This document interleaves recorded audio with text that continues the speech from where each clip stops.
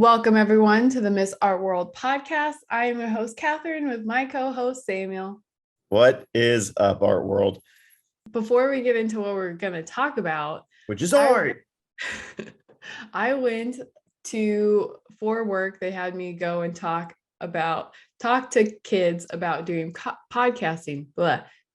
They asked me to talk to kids about doing podcasting. Oh, okay. And they're all you said you're not very good at it.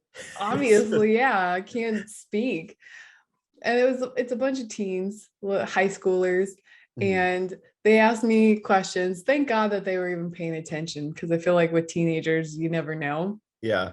But I was talking about my co-host and how he's my brother, and he has his own podcast that talks about pretty much anything and nothing all at the same time. Like, it could be anything, but that you're my co-host on my podcast. And the question that they would like to know from you is how much you can bench press.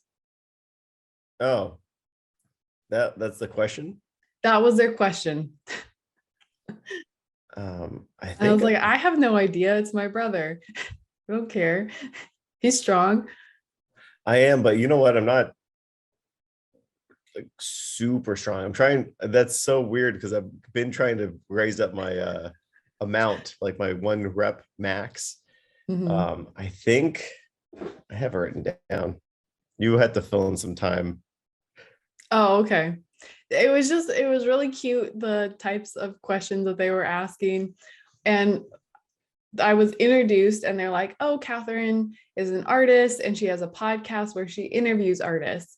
And we get like 15 minutes into me talking about podcasting and different people that we interview. And one kid asked, what is the hardest question that you've been asked? And it's bench pressing, but I do have the answer, which is 215. 215. Okay. That's great. Yeah. I don't know what's great, but it sounds good. I think it's good. It's 200 pounds. Mm-hmm. Get off me. So you could definitely, if a fire happens, you can drag Ashley out to safety. Oh, yeah. Yeah, that's easily. What's important. That you find a man that can at least save you. That's what I'm looking for. You're trying to find a lady that could drag you out? I was trying to find a man. Oh, okay. Ashley, I'm sure, has some good legs from yoga. Yeah. I don't know if she doesn't have the arm strength to pick me up, though. I need someone to scoop me off my feet and carry me fireman way down the stairs. Well, good luck finding your love future partner for emergencies. No, it's just a saver. Oh, a saver man. That's it. Good luck finding a saver. But the kid thought that I was talking this whole time about interviewing rappers. When he heard artists, he thought that I interviewed rappers and that I was a rapper myself. And I was very honored that someone could think that I could be a rapper. I said, let's get into some art, baby. Okay, so 2 things that I want to touch on today is how artists are reacting to the war in Ukraine, and kind of this idea of during wartime, what happens to museums and their collections and even art galleries, because there's bombing and there's an invasion, and throughout history, when it comes down to war, cultural items are something that people really feel strongly that need to be protected. But in the scheme of things, it's not as important as lives, but it is important. Well, like, it's just an interesting thing to think about. It is. Now we're getting into a more philosophical way. What is more important? Something that can outlast a human or has a longer span of a human that represents people or an individual.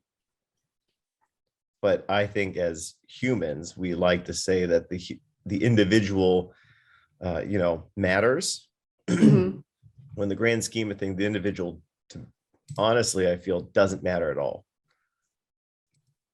It's the thing that represents more people. It's the group that matters, not the individual. Which is The why we send people to go die in war.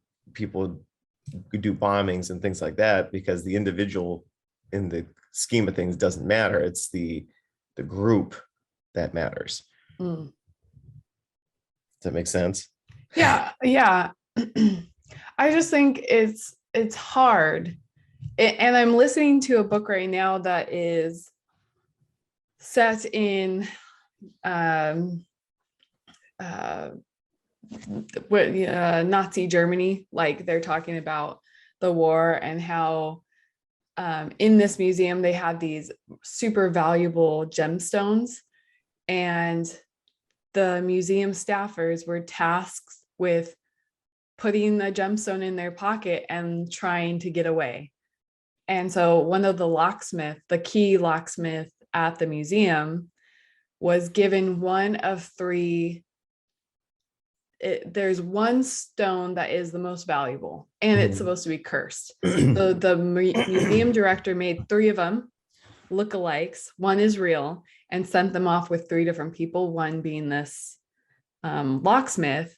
And so he's running from Nazis with this cursed gemstone, and he doesn't know if it's the real one or not. But it's very interesting how they're not even focused on winning the war. They're also focused on collecting all these valuable cultural items. Mm-hmm. Because when you get, I don't know, when you get to a certain level, like you highly value art and culture and gemstones. And it's just, I thought it was very So interesting. does he have the original gemstone? I don't know yet. I haven't finished the book, Oh, got it.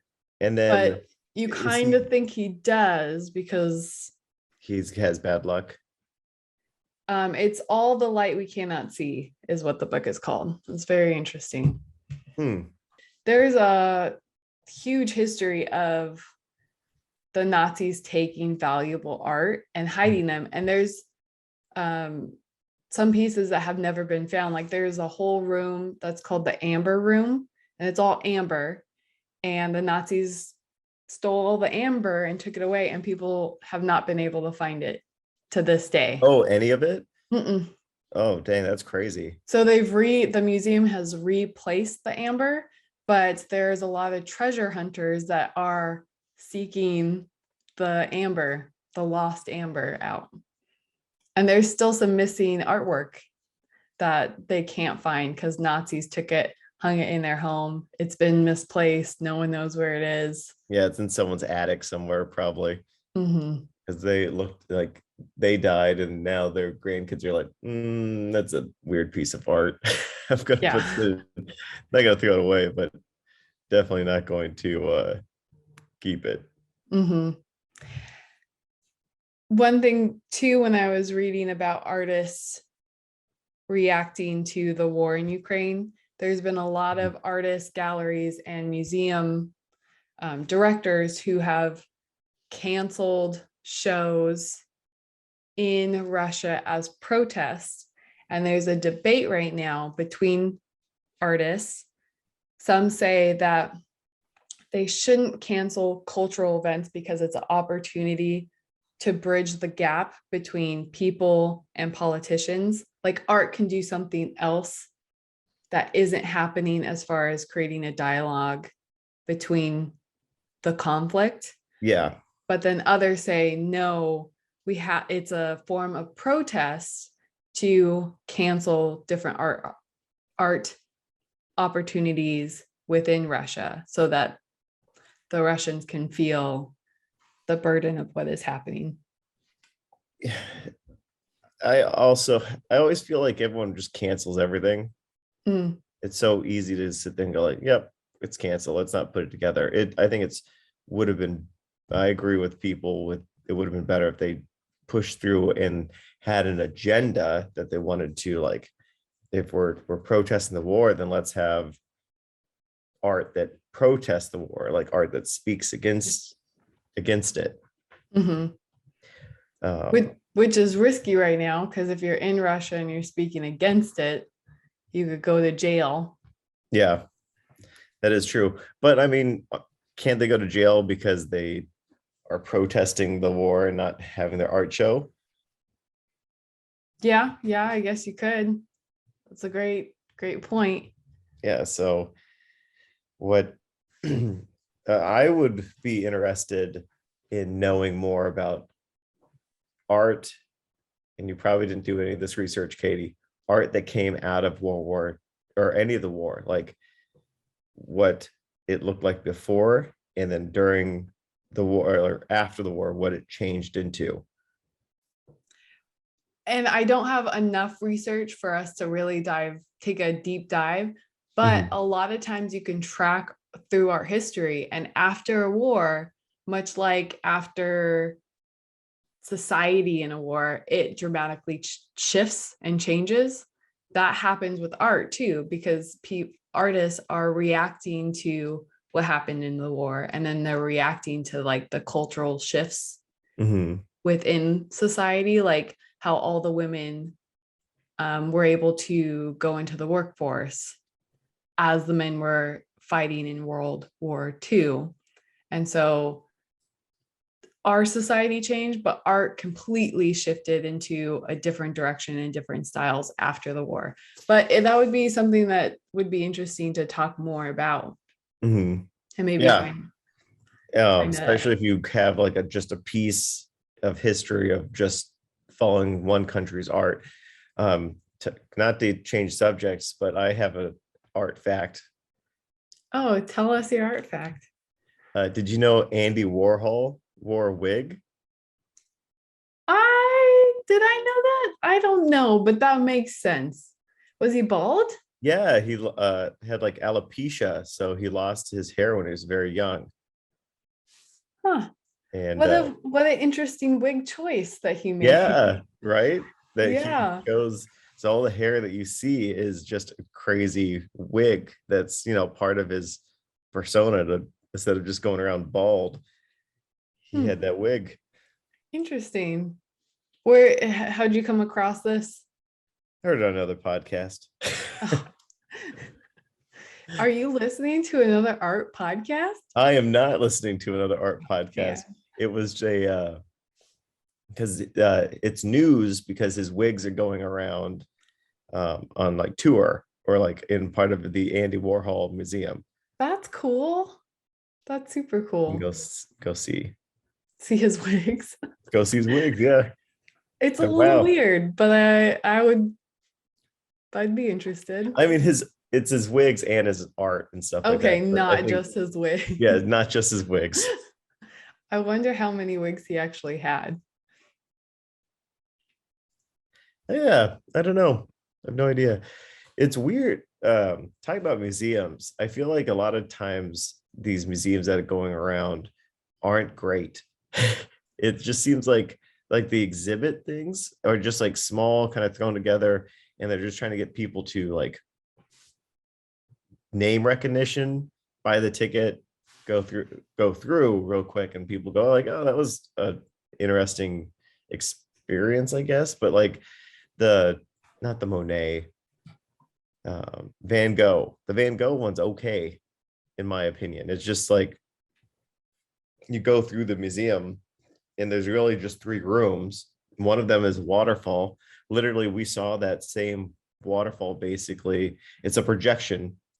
Let me explain to people. It's a projection of a waterfall on a wall, and it just kind of falls in. It looks like water is actually going through, and you can kind of walk through the projection light, and that's it. But I've seen that exact same one a couple times in LA where they project it against the side of a building, and it looks like waterfalls going against. So then, what is the point of watching this waterfall in Is it that the museum? waterfall in his painting? Like they took his painting and projected it, or is it just an actual It's waterfall that just he an it's just a waterfall that they're projecting, and then his face like falls every once in a while really? through the waterfall. Yeah, because I have not been, but it's been something that I've wanted to talk about, but I felt like if we were going to talk about it, I should probably go. Mhm. Because I've heard the same thing. So my friend Evelyn went to the Monet one and she said that it wasn't very good at all. Mhm. It wasn't anything like the pictures that they showed online as this immersive experience.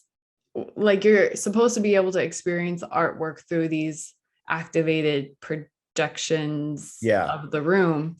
Um, but it feels, and what I've heard from people is it's very gimmicky. Like you're not getting a true sense of anything other than, hey, we can project onto the wall. Isn't that Yeah. cool? I completely agree. They just the last room was cool. I'm gonna say for sure the last one was cool because the whole room was the projections and they all kind of did the same thing and they had a couple quotes. And like depending on where you could stand, you could see all the whole room. Um, but yes, like even that room was cool, but I don't think it was like I need to go buy a ticket to go see it. It would be Mm-hmm. better, in my opinion, where if it was Monet, Van Gogh, and like a couple other, where you walked through each artist and now you had not just like an hour thing, but you could do like a 2 hour, 3 hour thing. Mm-hmm.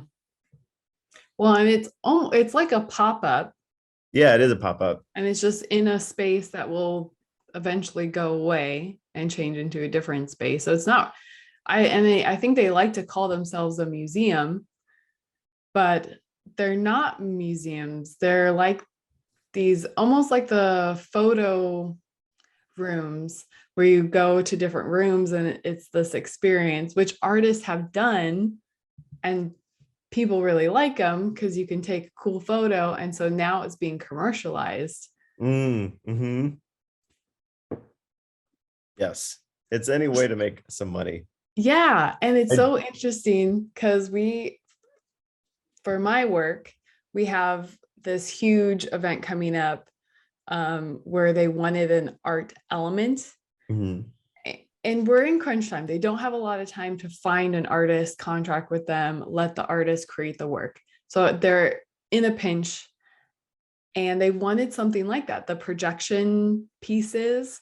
Mhm. So they ended up hiring a company to come in and do the projection, very similar to how when we were at Basel, they had that projection piece where it would follow your movements. Oh Like if I yeah. put my hand up, it would move with it. So they've hired a company rather than an artist to do this artistic experience. I feel bad for artists. They're just going to be like cut out after But they've. again, that's not that kind of experience is cool, but is it art? I don't think it's art, but I know that some people would disagree with me or be, I don't know if they would disagree with me, but they would be tricked Yeah. into thinking, yeah, this is art. I think it's yeah, especially with technology and things like that now, it's easy to go like, is this just a technology thing that's cool looking, or is this art? Yeah. And I think you need both because honestly, I wish I was better at technology because I think for a lot of artists to do something new, you have to utilize the next thing. And for us, I think it's technology. For artists to do something completely different, it's figuring out technology to create artwork in a completely different way, which is the NFTs. Oh yeah. Where was I going with this? I don't know. I don't remember. But It's gone uh, now. you were talking about the art piece that's being brought into the city. Oh yes. Um, so I think it's a whole thing where the artist creates the next thing and then it's commercialized. But from that commercialization, then artists are able to again build on top of that. Kind of like our last guest, where he was able to buy a whole green screen suit And that's completely new for a person that doesn't have a giant studio to just be able to buy and then create his own animation. Oh yeah.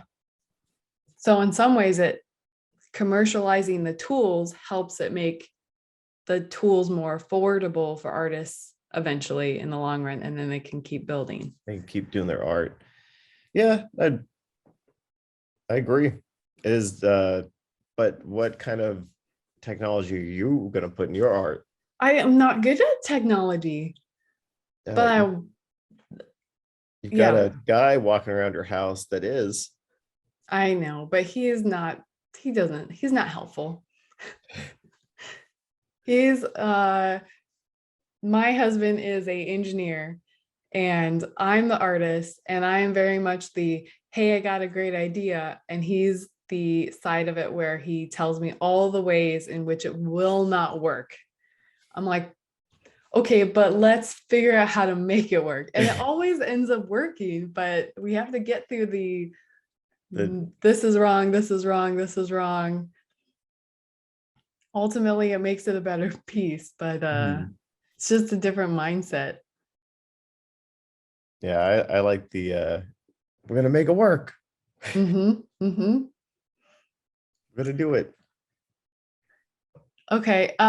So one last thing I wanted to mention about the Ukraine artist is, and I'm gonna mess up her name, and I'm disappointed in myself, but Nadia Tolokonokovola, which is the founding member of the Russian rock band Pussy Riot, Mm, who has been a long spoken critic of Putin.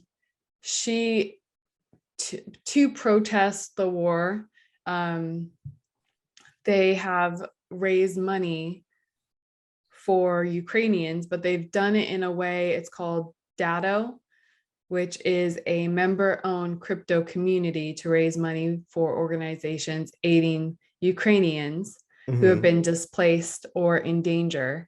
But they release 10,000 non-fungible tokens and NFTs featuring the Ukrainian flag, which sold for $6.7 million. Whew. Really? Mm-hmm. But it's interesting that they're using the NFTs and the cryptocurrencies to be able to raise money. Yeah, it is cool. Mm-hmm. What do they do? I'm still so confused about all that stuff. So they had the NFT, Uh-huh. they sold it, and then they just give the money to who? I think they have a bunch of different organizations that Okay. they're giving money to. They split it up because 6.7, what did I say? Million, billion, million. Yeah. That's a lot of money for one organization. Yeah, it is. Mm-hmm. So the next story that we're going to talk about is way more lighter. It's a couple who hung a stolen de Kooning in their bedroom. Did they know it was And stolen? what? Did they know it was stolen? Yeah, they stole it. They stole. Why hang it then? What's wrong with them? I don't know, but they literally walked into a museum, cut it out of their frame, out of the frame, Yeah. rolled it up, and left in their Corolla, Toyota Toyota Corolla. Corolla. And they were never able to find who this couple was. No one stopped them either. That's They crazy. just took off, and then the couple died. And there was a furniture company coming in to do like a state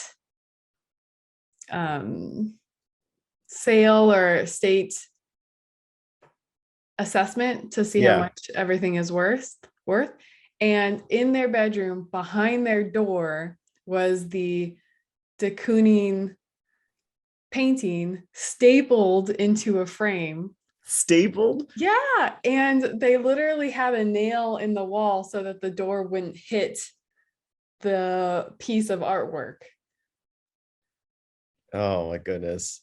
And the problem is the couple, when they did this, they damaged the piece. Yeah. And where the piece was kind of becoming damaged just through time too, after Yeah. being on their wall and being not taken care of, the couple like tried to fix it themselves with paint. Oh no. And so there's a documentary coming out about, let me give you the information. Let me find it. That's nuts. It's So the you would think, Thief Collector is the documentary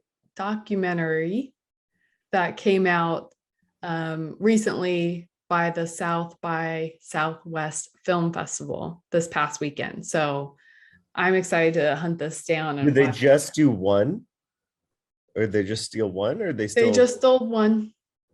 why they want it so bad? I don't know, because the furniture owner told the news stations that he thought was the ugliest piece that he's ever seen. Oh, really?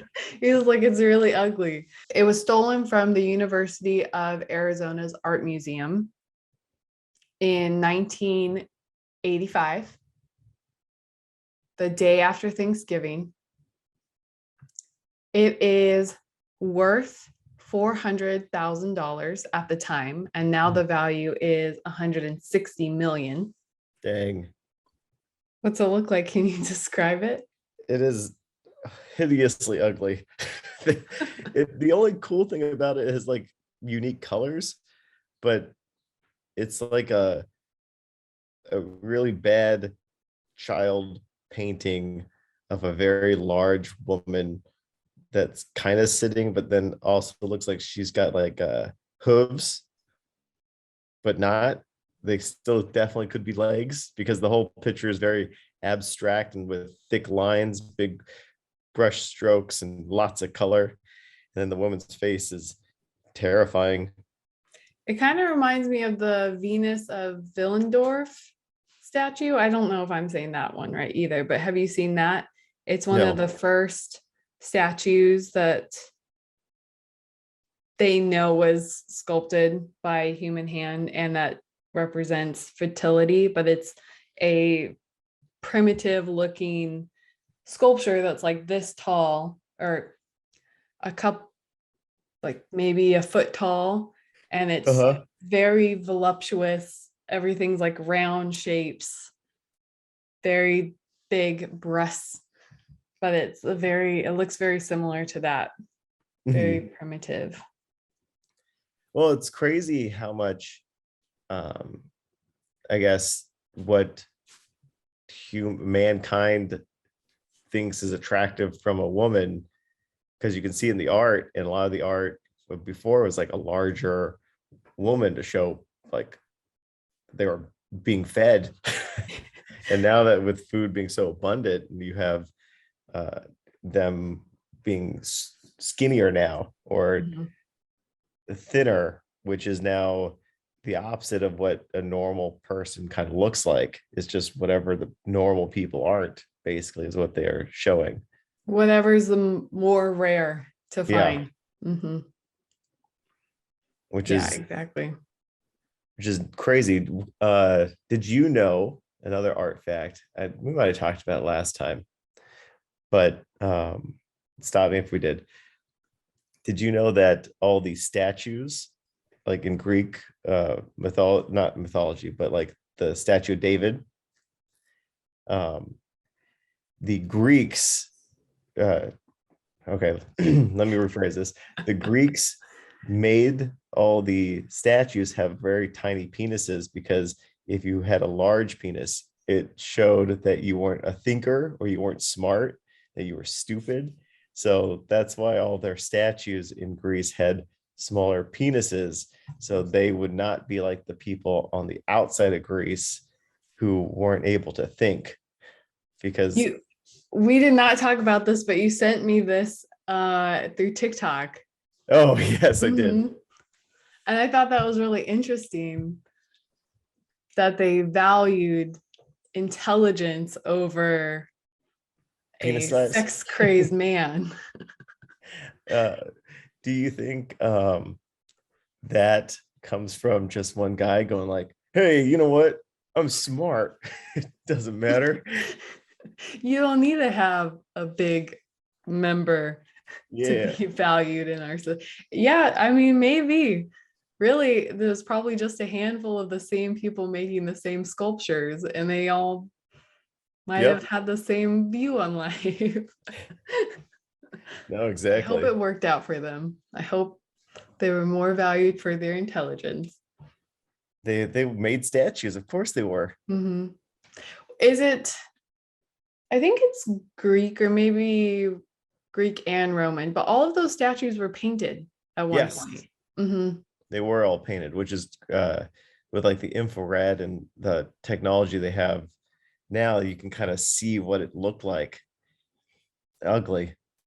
They actually, I think they look, I don't know if it's because I'm used to seeing them without color and stuff on it, but they are like, whoever painted it, it does not look good.